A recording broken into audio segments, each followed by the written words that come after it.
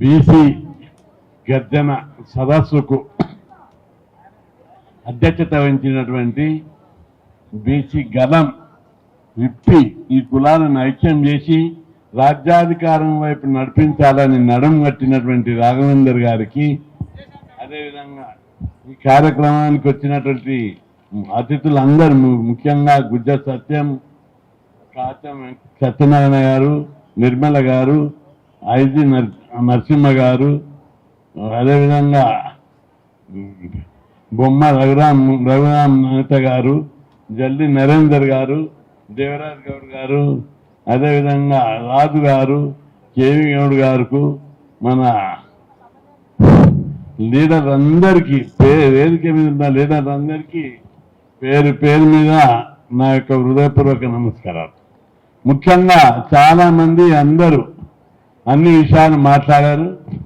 ఈ విషయం లోపల అందరితో ఏకీభవిస్తూనే ప్రభుత్వాలు, అధికారంలో ఉన్నటువంటి పార్టీలు అన్ని కూడా బీసీ వ్యతిరేక వైఖరి అవలంబిస్తున్నాయని అనేక సందర్భాల్లో మనకు తెలుస్తుంది.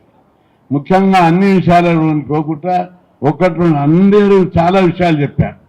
కానీ ఒక రెండు విషయాల మీద దృష్టి పెట్టి మన జాతిని ఎట్లా ఫైటింగ్కు తయారు చేయాలో, యుద్ధానికి ఎప్పుడు కానీ ప్రపంచంలో జరిగిన విప్లవాలన్నీ ఒక ఇష్యూ, రెండు ఇష్యూల మీదనే ప్రజలను సమీకరించి విప్లవాలు తీసుకొచ్చారు, జాతిని ఐకమత్యం చేశారు. నేను నిరాశ నిస్పృహపరచాను. బీసీ జాతి లోపల జాగృతం చేయాలి, నిరాశవాదం కాదు. పట్టుత్వం, ఐకమత్యం ఎట్లా రావాలి, పట్టు కోల్పోతున్న జాతికి ధైర్యాన్ని నెట్టివ్వాలి, నాయకత్వాన్ని నెట్టివ్వాలనేదే నాయకుని లక్షణం. ఆ దిశగానే మనం మాట్లాడుకున్నాం. మన పోరాటం వల్ల 42% రిజర్వేషన్లు స్థానిక, మనం రెండు మేజర్ పాయింట్ల మీద పోరాడుతున్నాం. ఒకటి, రాజ్యాధికారం, చట్టసభలో రిజర్వేషన్లు కావాలి. రెండవది, జనరల్ లోకల్ బాడీలో కూడా జనాభా ప్రకారం రిజర్వేషన్లు పెట్టాలని కొట్లాడుతున్నాం. దానికి స్పందించి ప్రజల్లో ఉన్నటువంటి చైతన్యాన్ని, సామాజిక స్పృహను పసిగట్టి రాహుల్ గాంధీ కాంగ్రెస్ పార్టీ 42% పెడతామని కామారెడ్డి డిక్లరేషన్లో ఎన్నికల మేనిఫెస్టో పెట్టారు.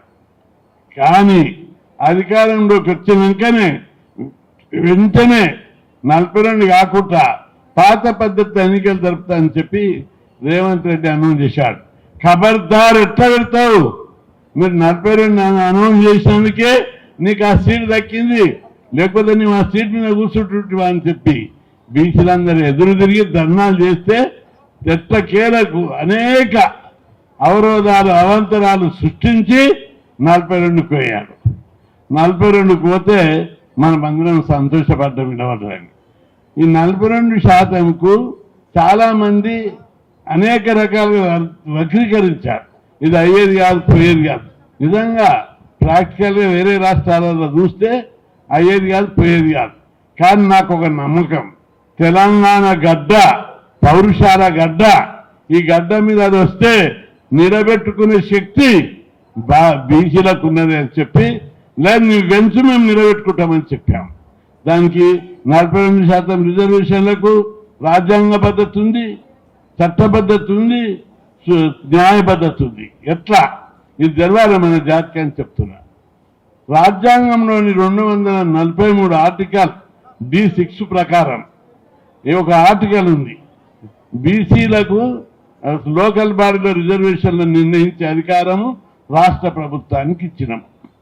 మరి ఆ రాజ్యాంగంలోని ఆర్టికల్ ప్రకారమే రాష్ట్ర ప్రభుత్వానికి ఇచ్చారు, జీవోలో కూడా తీశారు.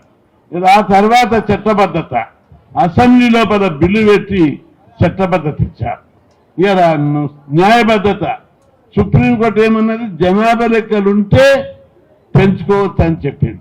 జనాభా లెక్క తీస్తే 56 ఉన్నాయి, 42 ఉన్నది కాబట్టి దీనికి న్యాయబద్ధత ఉంది. కాబట్టి కోట్ల ఓడిపోదు, గెలుస్తుంది అని చెప్పి మనం అందరం గట్టిగా ఫైట్ చేసినాం. చేస్తే హైకోర్టు ఒక ఫస్ట్ డే ఇవ్వలేదు, స్టే సెకండ్ డే ఇవ్వలేదు, థర్డ్ డే ఇవ్వలేదు, 4వ రోజు స్టే ఇచ్చింది. ఎన్నికల నోటిఫికేషన్ వేసినాక స్టే ఇచ్చింది. అంటే ఏ రాజకీయాలు దాన్ని ప్రేరేపించినాయి, ఎవరి వల్ల ఆ విధంగా తయారైంది మనం పచ్చిగట్టాం. అప్పుడు ఇబ్బంది జరిగే రాష్ట్రం అంతా బగ్గుమన్నది. మనమందరం బంధు పిలిపించాం. బంధు పిలిపిస్తే ఎంత బ్రహ్మాండంగా బంధు జరిగిందంటే గతంలో ఏ రాజకీయ పార్టీ ఏ నాయకుడు ఎటువంటి సందర్భంలో అంత బ్రహ్మాండంగా బంధు జరగలేదు. అది బీసీల యొక్క పోరాటానికి చిహ్నం. బీసీ ఉద్యమం బలైన పడలేదు. బీసీలో కొందరు అమలు కావచ్చు, కొందరిని భయపెట్టవచ్చు, కొందరిని నోరు మోయించవచ్చు. కానీ 2 కోట్ల మంది బీసీలను ఎవరు కూడా నోరు మోయించలేడు. అందుకే రేవంత్ రెడ్డి నీకు ఈ వేదిక మీద సవాల్ చేస్తున్నా. నువ్వు 42% ఇస్తేనే నువ్వు కరెక్ట్గా ఉంటావు. దీనికి నీ అధికారానికి లింక్ ఉన్నది. నువ్వు ఈ రాష్ట్రంలో ముఖ్యమంత్రులు మీరే, మంత్రులు మీరే, ప్రధానమంత్రులు మీరే అయ్యిండ్రు, ఎంపీలు మీరే, ఎమ్మెల్యేలు మీరే, కేంద్ర మంత్రులు, రాష్ట్ర మంత్రులు, చైర్మన్లు, అన్ని అధికార పదవులన్నీ మీకు ఉన్నాయి. మేము సర్పంచులైతే కూడా మీరు ఓర్వరా?